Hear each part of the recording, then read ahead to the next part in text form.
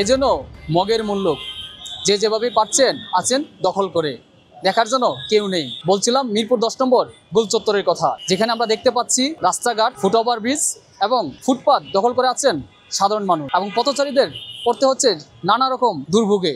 আজকের এই প্রতিবাদের মাধ্যমে তারই চিত্র তুলে ধরার চেষ্টা করব। বাংলাদেশের নাগরিক সচেতন না। সচেতন যদি হতাম তাহলে আমরা আমাদের পরিবেশকে নিজেরা সুন্দর রাখতে পারতাম। এই অসুন্দর পরিবেশ আমরা নিজেরা তৈরি করি এবং নিজের কারণেই আমরা অস্বাস্থ্যকর পরিবেশে স্বাস্থ্য অসচেতনতা ভোগ করি। এগুলো তো দেখার মতো কেউ নাই। দেশটা এখন দেশের ইচ্ছা মতো চলতেছে। ফুটওভার ব্রিজ দখল, ফুটপাত দখল, রাস্তার দিয়ে হাঁটার জায়গা দখল, এগুলো তো বলার কেউ নাই। এর থেকে প্রতিকার পাওয়ার একমাত্র উপায় একটাই, আমরা বাঙালি সচেতনটাই আমাদের সবচেয়ে বড় মূল জিনিস। যদি আমরা নিজেরা সচেতন হই তাহলে এগুলো সম্ভব, এছাড়া সম্ভব না।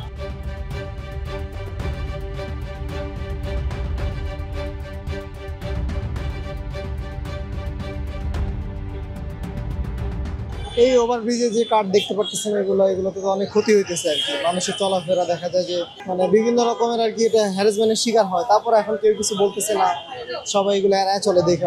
উচিত আমাদের সবারই আর কি এগুলো নিয়ে কিছু একটু বলার। দখল বলতে কি আসলে 5ই আগস্টের পরে সবাই তো যেভাবে পারতেছে আর কি বসে যেতেছে। কিছু একটা করবে মানুষজন, দেখা যায় অনেক কর্মস্থানের ব্যবস্থা থেকে অনেকে চাকরি নাই, সেক্ষেত্রে দেখা যায় যে দোকানপাট নিয়ে যেভাবে পারতেছে বসে যাওয়ার জন্য অসুবিধা হইতেছে। তারপরও আমাদের উচিত যে মানুষের যেন ক্ষতি না করে আর কোনো কিছু করা। যেমন দেখা গেল যে রাস্তা বন্ধ না করে চেপে টেপে যদি সবাই ছোট আকারে পরিসরে যদি করে তাহলে ব্যাপারটা আর কি সবাই ভালো হয়। এগুলো তো দায়ী আসলে আমরা যদি একটু সচেতন হই তাহলে তো এগুলো ঠিকঠাক থাকে। এখন আমাদের একটু সতর্ক হইতে হবে, সচেতন হতে হবে, তাহলে আর কি সবকিছু স্বাভাবিকভাবে পরিষ্কার পরিচ্ছন্ন রাখা আমাদের সম্ভব। ফুটপাত দিয়ে যখন আসতেছি, এই যে বিভিন্ন ধরনের আপনার হোটেলের কার্ডগুলা, এগুলো আসলে ছেলে মেয়ে উভয়ই হাঁটাহাঁটি করতেছে, দেখতে তো আসলে বিশ্রী লাগতেছে ভাই সবার চোখে।